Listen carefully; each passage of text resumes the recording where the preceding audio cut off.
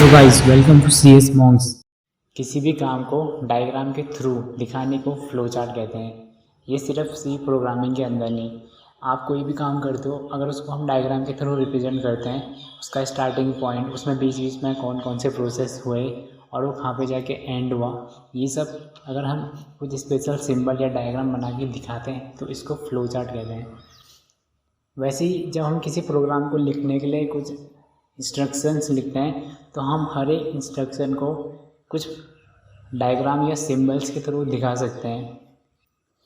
Programming के अंदर वैसे तो काफ़ी सारे सिंबल्स हैं, लेकिन कुछ 7 बेसिक सिंबल हैं जिसकी मदद से आप सारे प्रोग्राम का फ्लो चार्ट बना सकते हैं। फर्स्ट सिंबल है रेक्टेंगल। इसका यूज़ हम तब करते हैं जब हम कोई प्रोसेस दिखाएं या कोई अरिथमेटिक ऑपरेशन या किसी वेरिएबल को डिक्लेयर करना हो। सेकंड नंबर पे है टिल्टेड रेक्टेंगल। इसका यूज़ तब करते हैं जब हमें कुछ इनपुट लेना हो या कुछ आउटपुट देना हो। थर्ड नंबर पे है रोम्बस। रोम्बस का यूज़ हम तब करते हैं जब हम किसी कंडीशन को दिखा रहे हो या कोई डिसीजन वाला पॉइंट आ जाए। रोम्बस ही एक ऐसा सिंबल है जिसके नीचे से हमेशा 2 टेल निकलती है, एक जो ट्रू कंडीशन को दिखाता है और एक जब फॉल्स कंडीशन को दिखाता है। रोम्बस के अंदर वाली कंडीशन ट्रू हो गई तो जो टेल उसके नीचे से निकलेगी या लेफ्ट वाले साइड से निकलेगी, लेकिन अगर वो कंडीशन फॉल्स हुई तो वो टेल हमेशा राइट वाले कॉर्नर से निकलेगी। फिर आता है कनेक्टर। ये सर्कल शेप में होता है।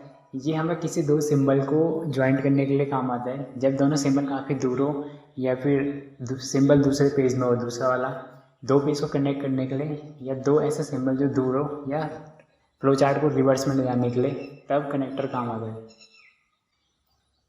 जो आपको ये 5th वाला सिंबल दिख रहा है जिसमें रेक्टेंगल है और इसके बीच में 2 लाइंस है, इसका यूज़ तब करते हैं जब हम किसी यूज़र डिफाइंड फंक्शन को कॉल करें।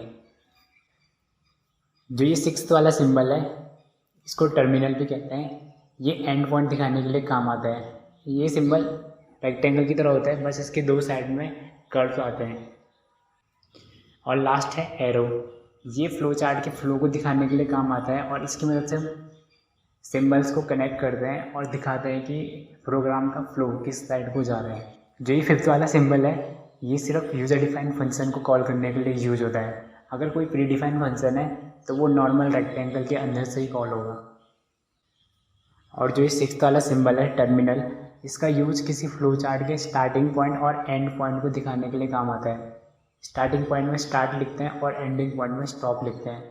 या फिर हम किसी जब फंक्शन को कॉल करते हैं तो उस फंक्शन का स्टार्टिंग पॉइंट और एंडिंग पॉइंट दिखाने के लिए भी टर्मिनल का यूज़ किया जाता है। तो ये हमारा फर्स्ट क्वेश्चन है। इसके अंदर हमें यूजर से 2 नंबर्स लेने हैं, उनको 2 अलग अलग वेरिएबल में स्टोर कराना है, फिर उन दोनों नंबर को ऐड करा के 3rd वेरिएबल में स्टोर कराना है और फिर उस 3rd वेरिएबल का प्रिंट कराना है। तो सबसे पहले हमने ओवल शेप लिया, इसके अंदर लिखेंगे स्टार्ट, फिर एरो लगाया, फिर हमें लेना है इनपुट। तो यहाँ पे टिल्टेड स्क्वायर या टिल्टेड रेक्टेंगल आएगा, उसके अंदर लिखना है इनपुट और फिर उन वेरिएबल का नाम लिखना है जिन वेरिएबल के अंदर हमें डेटा लेना है। तो हमने लिख दिया इनपुट नंबर 1 और नंबर 2। इसके बाद हमें इन दोनों को ऐड करना है, यानी अरिथमेटिक ऑपरेशन परफॉर्म करना है। तो उसके लिए आएगा सिंपल रेक्टेंगल।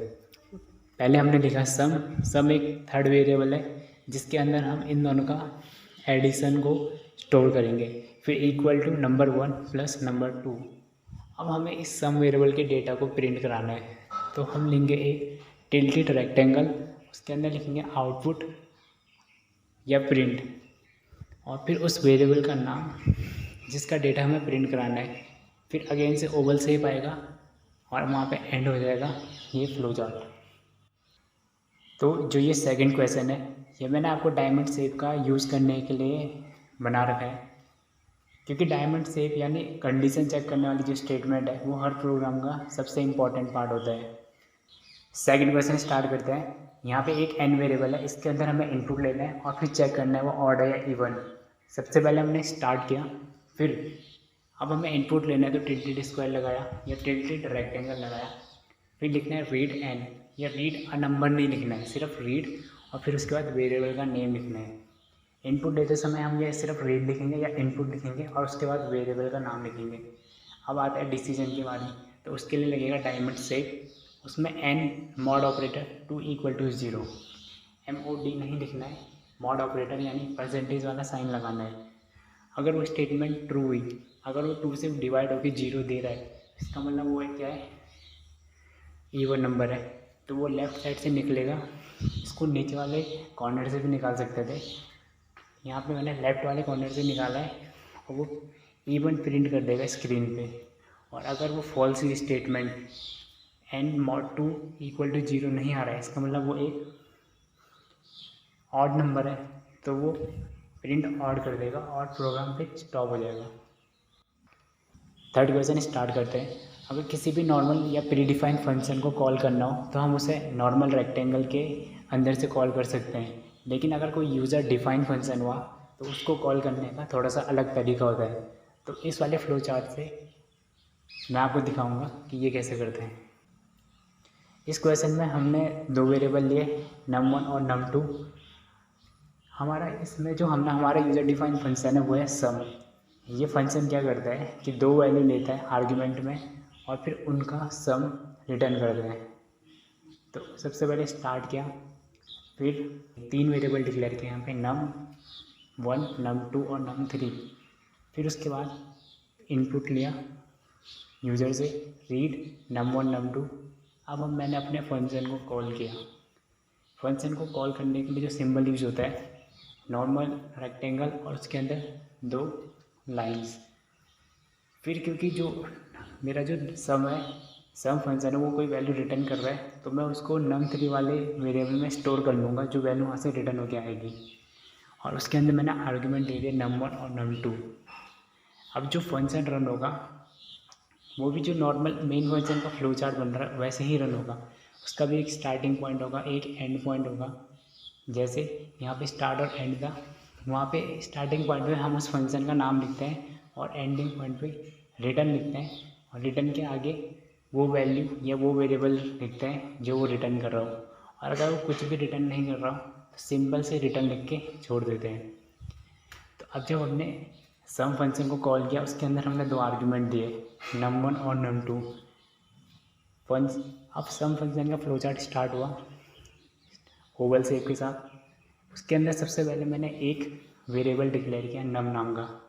उस num नाम के वेरिएबल के अंदर मैं उन दोनों वेरिएबल का एडिशन करके स्टोर करूँगा सिंपल रेक्टेंगल में, क्योंकि ये सिंपल मैथमेटिकल ऑपरेशन है।